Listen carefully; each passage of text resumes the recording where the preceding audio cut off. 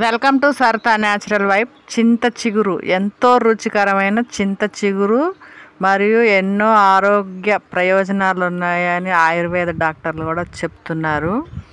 ఈ చింత చిగురు అయితే తినాలని, వాటి వల్ల ఎన్నో లాభాలు ఉన్నాయని కూడా అంటున్నారు.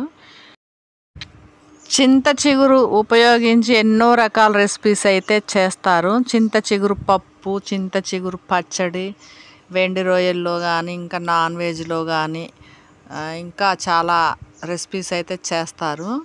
గ్రామీణ ప్రాంతాల్లోనైతే చెట్టు దగ్గరికి వెళ్ళి కోసుకుంటారు. ఊర్లోనే ఆడవారందరూ కూడా చాలా సరదాగా కోసుకుంటారు. కొంతమంది అయితే చెట్లు కూడా ఎక్కి కోసుకుంటారు.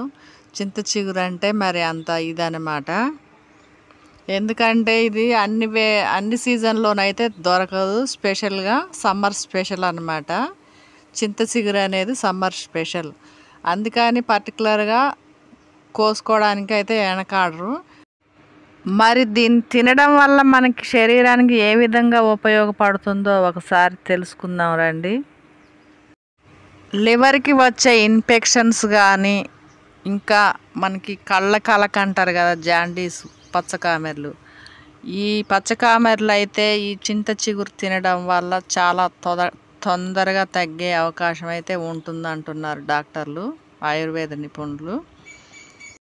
చింత చిగురు నూరి ఆ రసంలో పటిక బెల్లం కలుపుకొని రోజు 2-3 చెంచాలు తాగడం వల్ల క్రమేపీ పచ్చకామెర్లు అనేది తగ్గుతాయంట.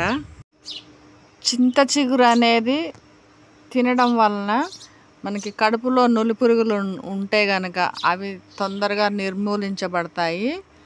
ఈ నులి పురుగుల మూలంగా వచ్చే కడుపులో నొప్పి, ఇంకా ఏదైనా సమస్యలు అనేవి చాలా త్వరగా తగ్గిపోతాయి. శరీర తత్వం వేడిగా ఉన్నవారు, బాగా అతివేడితో బాధపడేవారు దీన్ని కొంచెం తగ్గించుకొని తినడమే మంచిది. అయితే రక్తాన్ని కూడా శుద్ధి చేసే శక్తి ఉంటుంది చింత చిగురికైతే.